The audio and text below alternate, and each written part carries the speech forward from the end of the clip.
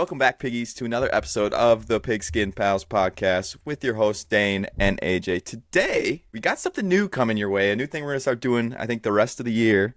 Educational. A little educational, a little different, not really talking too much about our fantasy leagues or anything like that. We're just going to do a little matchup preview. We're going to look ahead at all the matchups for the coming week, go over kind of like the spread, the total, the implied total, as well as like what each team has been allowing points per game to receiver and running back. So we can kind of give you an idea of what that game script might look like, as well as maybe some players you want to target if you're doing DFS or if you're setting your own lineup. So we'll see how it goes. Let's get stuck into it. Let's get stuck right into it.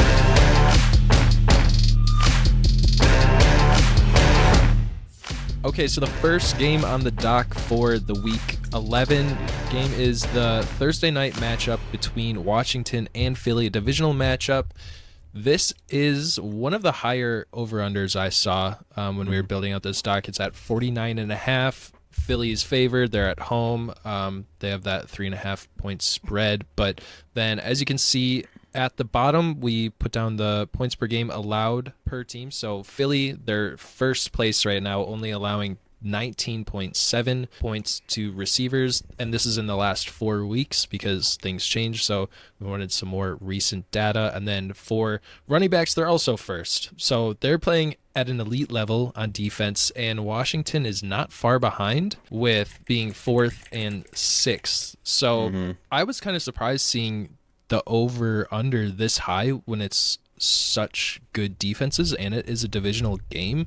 If I was placing bets, I think I would kind of go under on the total, but I do think Philly is gonna pull out the win just because they're at home. But I think this is gonna be a grimy game. Obviously, you have to kind of start your studs, I think, but nothing's really like standing out to me of like this is a must like start player.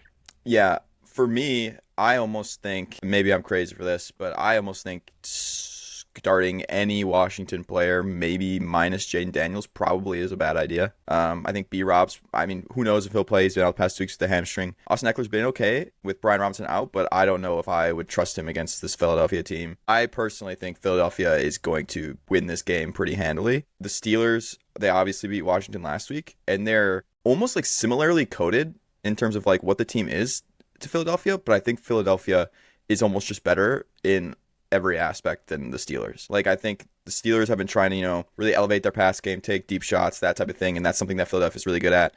Philadelphia tries establishing the run and runs pretty well, obviously, with Saquon Barkley. Steelers have been doing that with Najee, and the defense has been really stingy for both teams. I think Philadelphia matches up pretty well with Washington. I think this is going to be a Philadelphia game, and I think you're right that it may be the under, strictly because I think Washington won't score very much. I do think all your Eagles are good plays, though. Yeah, I was just trying to look at if this was their first time playing each other or not, and it is, unfortunately. Otherwise, that would have maybe been some good insight just to see what happened last time. But yeah, this will be an interesting game to watch. It will be a lot of fun. Both quarterbacks playing at elite levels, and why can't I move? There we go. Jacksonville versus Detroit. 47.5 is the implied total.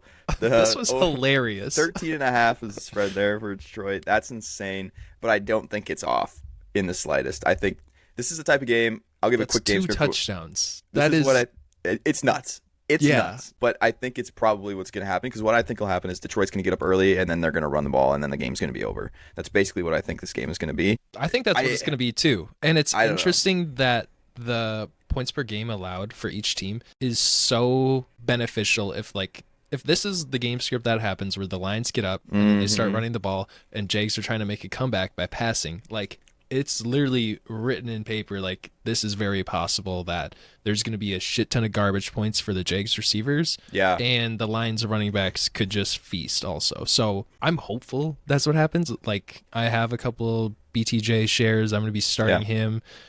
David Montgomery, I'm going to be starting him on my teams. I think those are really juicy. What do you think about Goff? That's what I was going to mention. I was going to say it because unfortunately, I think we'll have to play him this week in Dynasty after his 5-pick performance. Thanks, Jared. I think he is going to not have a great game, not because he's going to like throw picks or have like a bad football type game. He's going to probably have 200 yards and a touchdown if I had to guess what a stat line is, because he won't need to do a whole lot. I'm sure they'll move the ball really well the first couple drives, through the air, through the ground, whatever it may be. But then once it gets to the second half, it's going to be a lot of David Montgomery and Jahmyr Gibbs, which will lower his point total. That's my thought. The one upside for you is Ben Johnson is kind of a maniac with his play calling. So maybe it will be another Goff 80-yard get day, but 3 touchdowns through the air. That's true. That's another thing, though. Detroit's not a team to like necessarily take the pedal off or their foot off the pedal. They like kind of piling it on. So that is the one plus with having a matchup like this is I could see them just like putting up 60 or some crazy number. I mean, with how they performed on offense last week, why not do that? Get your team set Get confidence back up. Yeah. Anything else you want to mention here? Nope. We can move on to the third game. We got my team, Green Bay, going into Bear territory in Chicago. Also, I don't know if we brought it up, but the yellow chip next to the teams and the red chip, those are our picks. I'm the yellow team. AJ is the red little chips. And so over under is 41.5, pretty low, and 5.5 favored towards Green Bay. I'm pretty sure this was increasing as it went. And I don't know if you saw recently, but Bears fired the offensive coordinator, Shane Waldron. So there's going to be some new mix-up there. Maybe that sparks something on offense. And maybe this is just going to be, I think this is going to be a gritty game. Most of the time, our NFC North games are, especially against Chicago. You can see the wide receiver points allowed is very low, but the running back is a lot nicer. So I could just see this being a ground and pound game. Green Bay needs to get back on track. I haven't really seen any new updates on Love since he's been on the bye. So we'll see how healthy his team is. But I think Jacobs and Swift are good starts. I mean, you're going to have to start Jaden Reed, I think. And then I don't know if I would really start any Bears receivers yet, not just because of this matchup, but they've also just been pretty bad recently. And with the new offensive coordinator change, hopefully something changes, but I just wouldn't put any trust in until I see it. I think, fully agree with you. I think this is going to be a kind of nasty boy game, kind of ground and pound, like low scoring type vibe. I don't know if I'd start anyone in this game minus the running backs, like you mentioned. I think those may be the only people I'm like really wanting to actually start. I guess for people who play in leagues where you have defenses, I really think Green Bay is going to be a nice pickup if they're on waivers. I think Chicago is having problems, and I don't think they're going to be figured out by this week. And with the nature of these games being, very gritty, I think they could get some nice points off turnovers and things like that. So Xavier McKinney gets 3 interceptions this game. I mean, I wouldn't be surprised, dude. He is crazy. Let's move on. Nothing to see there. Rams and New England is the next one. Rams are favored by 4.5. I think this is going to be not a good game. I think the Rams are going to win pretty handily. I know the Patriots just put up like a reasonable showing against the Bears, but like the Bears, not much to say there. New England's been like middle of the pack with points per game for both wide receiver and running back, but I would feel very confident starting both or all of Kyron, Kupp, Puka. I think they're going to all have good days. Specifically, I think Kyron could have another like multi-touchdown game just because of the nature of the game script. I think they're going to get up and stay up. So Kyron's the guy you should look at. My only thought on this, new thought, was kind of weather. Just because I've watched a lot of recent Rams and Packer games, and besides this year, a majority of them were all in Green Bay. And I feel like they really didn't play their best ball in the elements. This is going to be in Foxborough. I'm assuming it's going to start being cold. Like it's 40 degrees in Wisconsin right now. Maybe it's around there.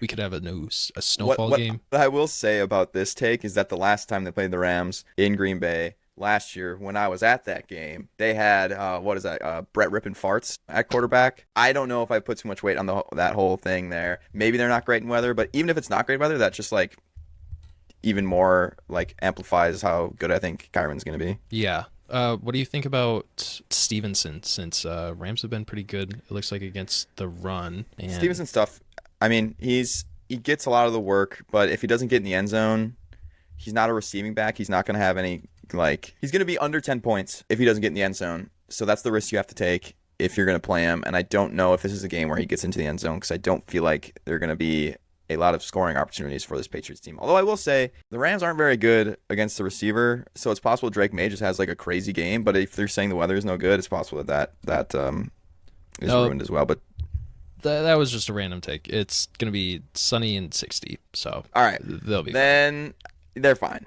I wouldn't worry about that. I don't know. I think Ramondre's going to be middle of the pack. If you need to start him, start him. He'll get you 8 points. Don't make big changes to get him into your lineup. Did you say 8 points? Yep, 8 points. Okay, I was just making sure I heard that right. 8 points. That's what he gets you without touchdowns. Ooh, another nasty boy. Yeah, this is nasty, but I think it's going to be pretty fun. Jameis Winston revenge game. Going back to New Orleans. It's a very tight spread, 1.5. I chose Cleveland. AJ went with the Saints. The total is 44.5. Both teams are pretty putrid on defense, but at least the Browns can stop some more on the run. But you can't really stop Kamara just in one way. You have to stop him in all aspects of the way. So I think everyone is pretty viable to play. Like I'm starting Jerry Jeudy in Dynasty just because I kind of have to, but like I'm not upset about it because I could just Jameis Winston's going to be slinging the ball. I think. Sure. Chubb really hasn't been playing that well yet. No, so I think Chubb's been this bad. is going to be a air attack game for Cleveland, and hopefully New Orleans can do something. I mean, their weapons are just putrid right now, minus MVS. Yeah.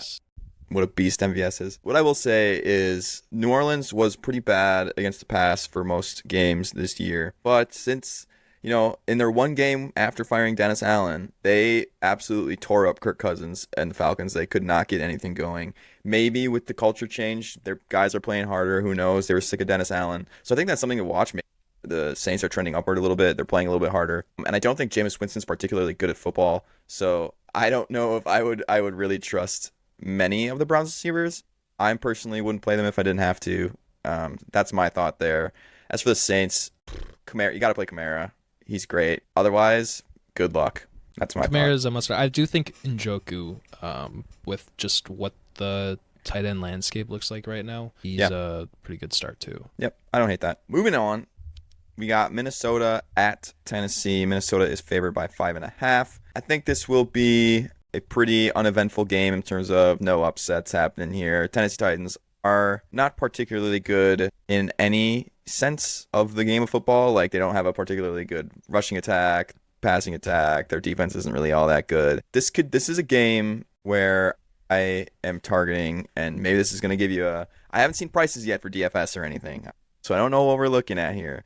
But Aaron Jones is a guy who I think might have just an absolutely massive week. I think he's going to get a lot of touches. I think they're going to score a lot of points. And it's going to be similar to that, Jags Lions games where they're going to get up. And the Lions the Vikings are not the same type of team as the Lions, where maybe the Lions would tack the score up. I think the Vikings like to secure that win and just run the ball. So I like Aaron Jones a lot, which is bad because I play him in Dynasty this week. Whoops. I do think that's a good take. I just wanted to give you some shit because who did you start against the Titans last week in DFS? Was it JK? Was it JK who played the Titans last week? Yeah, I think it was JK. And yeah, he was all right, but he was not very good, is what I'll say. JK did not do very well. But the only thing that is kind of just going to be some fun speculation to add is the Vikings. Yeah, they've been playing lights out this year, but not against this AFC division.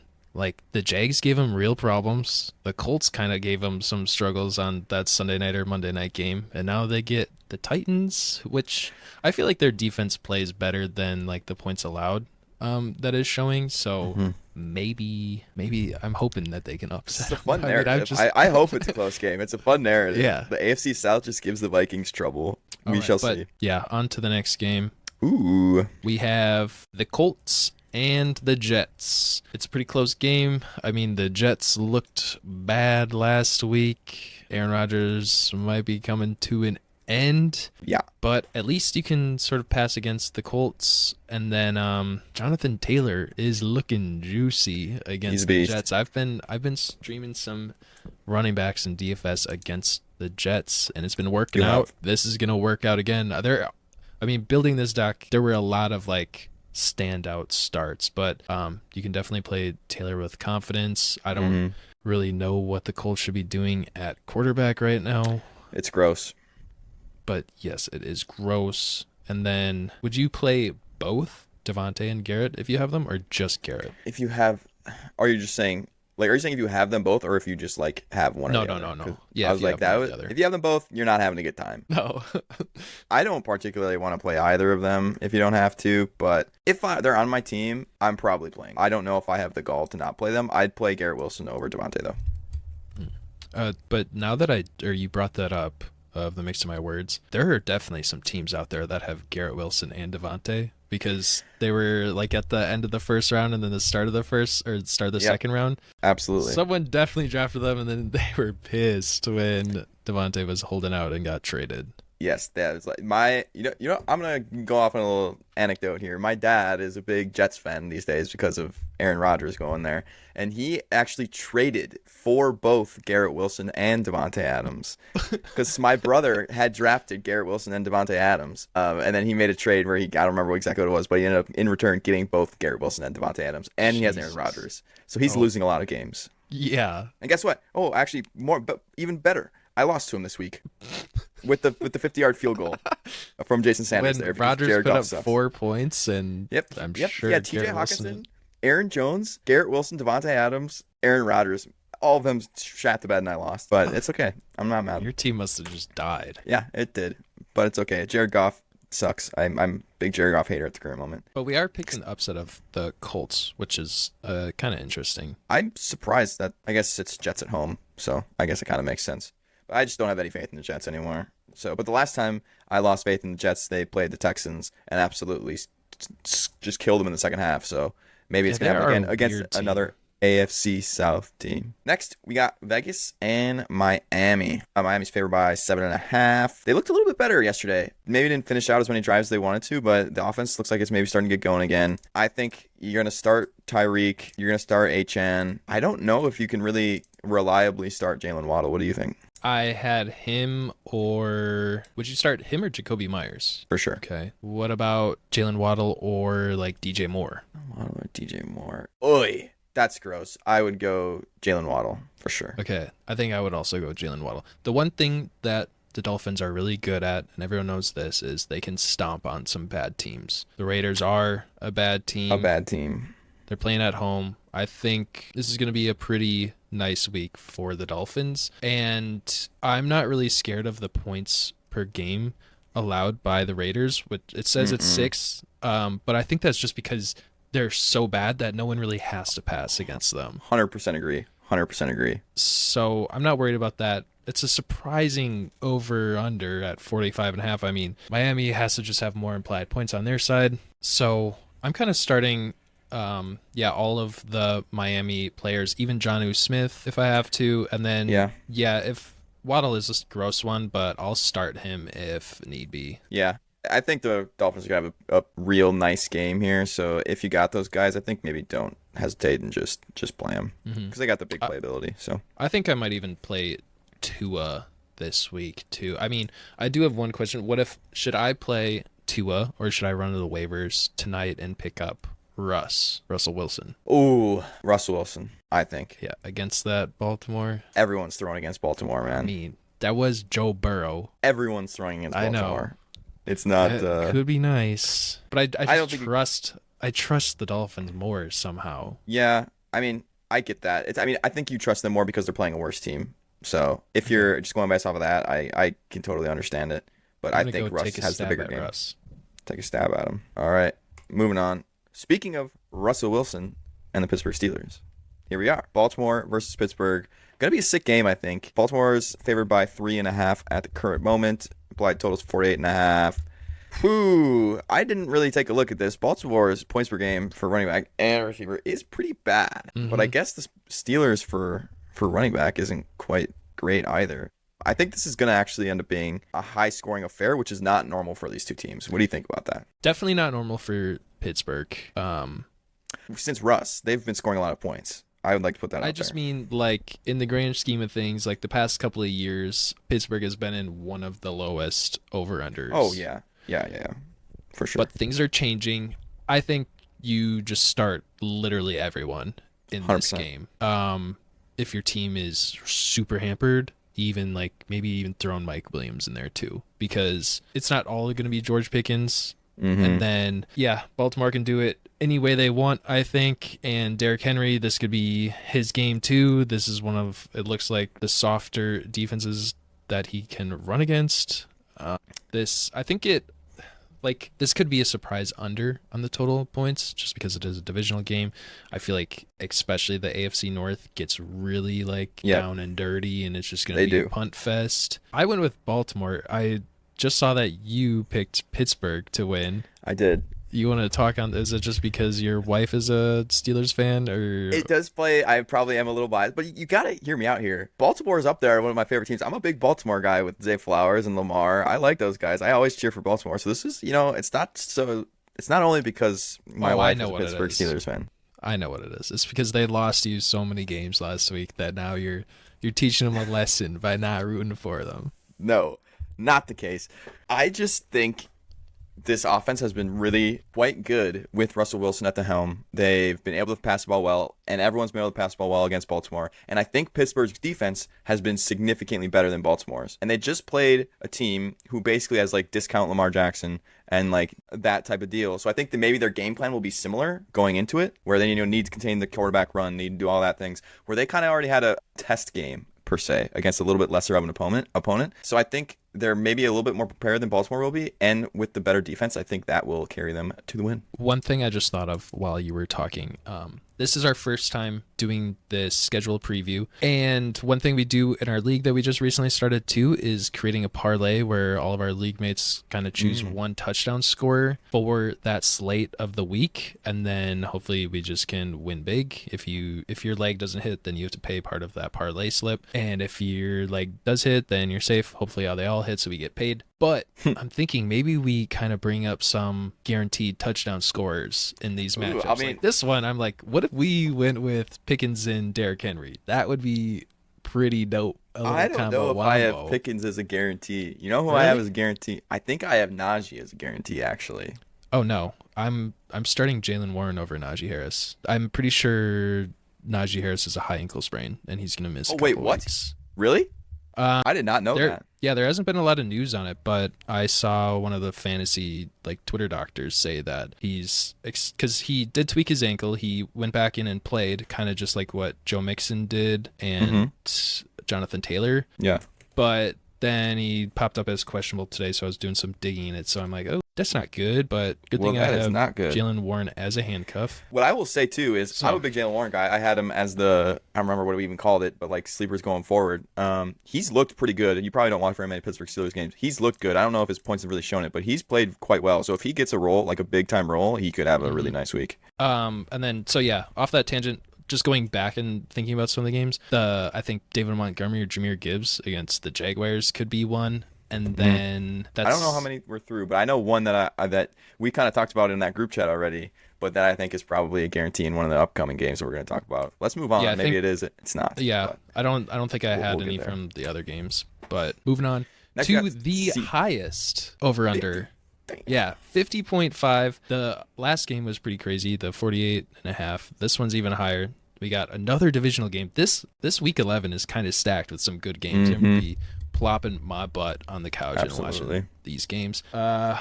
We both picked San Francisco. They are favored by 6.5. And then Seattle is one of the other pass funnels besides Baltimore. They're kind of right behind them, even though they're not even really that injured. They're healthy, and they're still letting it all up with 44.2 points per game to the receivers, and then still pretty good to the running backs also. The 49ers are a little more stingy against the wide receivers, but can let up some points to the running backs.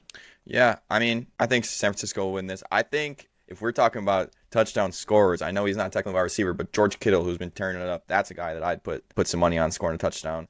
I could see this game definitely being an under, though. I think it will be close at least, just because there's no stopping Geno Smith slinging the ball around as much as he's done this year.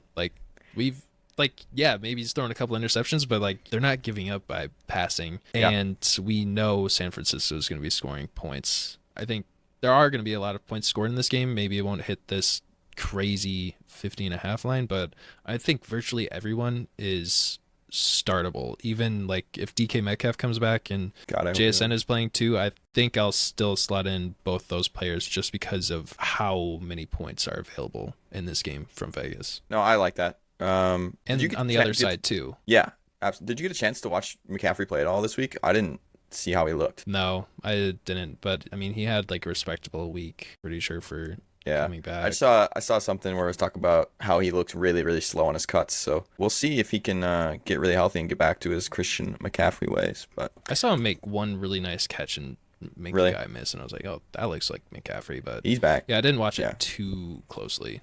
Gotcha. This is another game I think might not be too fun to watch. Is Atlanta versus Denver. I don't think there's been a single Denver game that's actually been fun to watch. They're kind of a gross team. I will say that. They are favored by 2.5 with a 43.5 total. Both these teams do tend to give up points to both positions though. So maybe it'll be better than I expect. Personally, after the showing he had against the Saints, I'm sitting Kirk Cousins. If you don't have to play him, don't try and get him in your lineup. I don't know if he's going to be worth the play. On the Denver side, Audric Estime, I guess. Get him in there. I don't know if I would wait a week. Let's see what we have. Avoid Denver running backs at all costs. And Sutton's been Sutton, okay. move on then. Yeah, that's good. And I guess play Mooney, play London, play Bijan, play Sutton. I think those are the guys you want to play in this game. I think Atlanta. I picked them. They're my pick. I think they're gonna upset Denver at home. I mean, we've seen Kirk be streaky his whole career. He has these terrible weeks, and he comes back. He throws 400 yards and a couple touchdowns, and you're like, okay, yeah. Why did I sit him after that last week? Sure. I'm kind of expecting one of those games with what these defenses kind of look like for fantasy wise. Yeah, I think I'm expecting the opposite. I think he's gonna throw another real bad game, and people are gonna start getting worried there in Atlanta. I think there might be some talks. I think it could be fun little time there in Atlanta.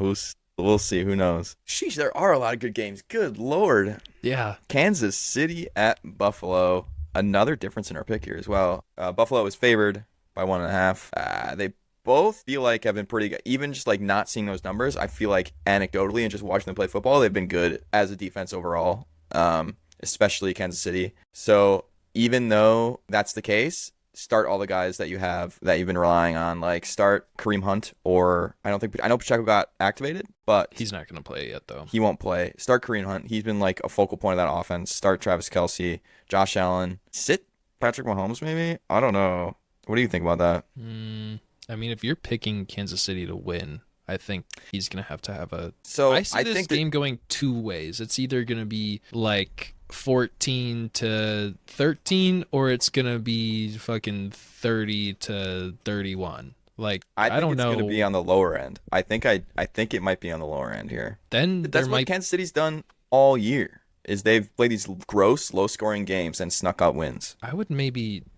If you're saying Patrick Mahomes, then wouldn't you consider Josh Allen a sit also? He has less weapons than Mahomes now, probably, with all of the injuries to his receivers, and he just lost Kincaid. He literally has James Cook and... He's so much more reliable as a rusher, though. I feel like he has a rushing touchdown every game. He has probably 50 yards a game rushing. That's just not something Patrick Mahomes really does, at least to that extent. That just like elevates him so much more. Like if you just look at the stats from this year, like you've never wanted to start Patrick Mahomes. Like even with the weapons that he has, you've always wanted to start Josh Allen, and even in bad matchups because of his legs. So Well, I don't think you can even... what I was getting at was, I mean, if you're sitting Mahomes, he's not going to be scoring a lot of touchdowns, so Josh Allen probably won't even need to really be like making a lot of plays. But yeah, I'm kind of confused what I would do with James Cook. Obviously, like I feel like I would have to start him, but Yeah, you have against this Chiefs defense, which has been absolutely elite against running backs, that's tough. This is gonna be maybe trade James Cook. Yeah, I don't know about just doing that just for this 1 week, but this could be one of those games where everyone's really excited, really, really excited. Like, this is going to be a great game. Like, yeah, I got these guys and they're going to score points. And then it's really not that fun of a game to watch, and their guys don't score a lot of points, other than, like, Josh Allen having his standard 20 because that's what he does. That's what I could see happening. Buffalo's winning. Moving on. Cincinnati at the Chargers. Yep. Another pretty cool game because we have one team that's been really good on defense in the Chargers, and one team that has been cooking on offense in the Bengals. And I mean, not to mention the Chargers have started cooking on offense too. They've been throwing the ball a lot more, and they'll be able to against Cincinnati. I don't know when the shift happened for Cincinnati that they started stopping the run, but they were that smash your running back into your lineup when you see Cincinnati in the beginning of the year, and now they're the third best team against running backs. So that's a little confusing. I don't know when that switch happened, but this is in LA, and I'm starting all of the wide receiver weapons, and then it depends who like my other running backs are. I will maybe start Chase Brown and J.K. Dobbins. Yeah, I'm not like thrilled about starting either of those guys. So if I have other options, I would definitely go the other way. Unfortunately, I think J.K. Dobbins is about to start taking a downturn. He had that really hot start. He's been really reliable. I think he may, with Gus Edwards coming back and with them starting to throw the ball more, I think you may see a steady decline in those fantasy points you're getting from him. So just want to throw that out there. But don't you see the correlation also had that hot start in the beginning when he wasn't that focal running back. Now he's going to be sharing some time. He's hopefully going to be more efficient, have those breakout runs again. They can rely more on the run, so maybe they'll be lowering those passing numbers too. So they are an interesting team to be watching at the moment. And the last game of the week is the Texas Bowl. Houston versus Dallas. I'd say definitely two like disappointing teams going into the year. Like everyone had high hopes for both these teams, and I don't think either of them have really lived up to it. Obviously on Dallas' side, they've had some injuries, but they've also just been bad before that anyway. Thank God this is at night also. Am I seeing that Dallas is favored by 7.5? Is that real? I'll double check that. That can't be real. Okay, because you continue to talk. They haven't won a home game since December, I believe, of last year. That can't be right with the quarterback. Yeah, no, that can't be right. But they haven't won a home game since December. They have Cooper Rush at quarterback, who is quite literal garbage. I really wish they would just go Trey Lance instead, just because it at least gives that Cooper Rush is a statue and will not be escaping anything. Anyway, continuing on. Their defense looked a lot better last week to start the game. Okay, thank you. Good. Oh, thank you. I will say glad this was the one slide that I had trusted AJ to fill out, and he did it wrong. Was it me? Yeah. Was it? No. Yeah, you did the last ones. Yeah, but you were doing the ones on the back. That's on me. I was just trying to give my boys a little hope, Like, come on. Moving forward with the Dallas Cowboys, fantasy-wise, I really hope that a lot of you are not CeeDee Lamb owners because it could be tough sledding moving forward. I think the one bright spot on this team, fantasy-wise, is going to be Rico Dowdle. He has looked quite good the past couple weeks. If they stop giving the ball to Zeke and, like, all these old guys, Rico Dowdle is going to be the one bright spot, I think. Otherwise, it's not going to be good. Let me ask you this. Are you starting Javonte Williams and Audric Estime? Or Rico? Are you starting them? Because I think the Dallas offense is going to be worse than the Broncos. But, like, we're not even starting the Broncos running backs. Why would you want to start Rico? I didn't say he was going to be this great, fantastic fantasy asset. I said he's going to be the one bright spot. Okay. That's all I said. I didn't say he's going to be like, yeah, you want to start this guy every week. Get him in your lineup, man. I said he's going to be the one bright spot, the one, like, good thing that you see when you watch these guys play. You're not advising people to be trading for starting Rico. You're just saying I think trade Tyreek Hill for Rico Dowdle. I think it's gonna be really good for you in the long run. I think this is gonna be an ugly game. I think both teams look bad. I think the Dallas pass rush might actually get to CJ Stroud just based off the games that I've seen, but I think Dallas will end up losing by 20 anyway because they won't have an offense and their defense will get tired. I think that I'm even though Tank Dell's been spotty, I'm going to start him and even Nico if he's healthy. I'm throwing him in my lineup immediately. I don't know if I'll trust Stroud again right away. I could see a couple interceptions just because of that pressure that's happening. And then, I'm still starting Mixon. He was one of maybe my other touchdown locks of the week. That is who I was hinting at earlier as the other touchdown lock is Mixon. I think he's going to have a really nice game. Yeah. And then on the Dallas side, yeah, I do have CD in one spot, and before we started recording, I was telling AJ I think I need to make a trade for get him off my team, get someone that's actually gonna really help me win because I am in the position to make the playoffs, and if Dak misses the rest of the season, I would hopefully maybe I can trade for Tyreek right now. Him playing not the best. Maybe I add on a little extra. Debo with all the weapons performing there. Maybe someone just wants the target and not Debo. But I'm gonna try. Maybe even George Pickens. I don't know. Yeah, I mean, I don't blame you. If you have him, you got to start him because he is CD and he's going to get 10, 12 targets a game. It's just unfortunate that they're going to be bad targets. But you have to pray that he breaks something and gets a touchdown. It's not going to be the same CD that he was to start the year and that he was last year. No. I believe. That is it, though. Anything else you want to say about this game? Nope. I had fun going through those. I don't think we're going to be going back and looking at our wins, but you guys can let us know down in the comments if we had some terrible takes or not. And we'll be doing these, kind of getting these out every Wednesday, so stay tuned for these. And we'll be back later in the week with our DFS lineups, which will be exciting. I was crafting mine already. I'm pretty happy with what I got right now. I don't even care. It's all good.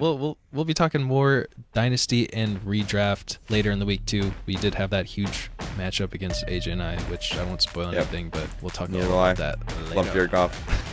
Thanks for watching, everyone. Thank you. See ya. Peace.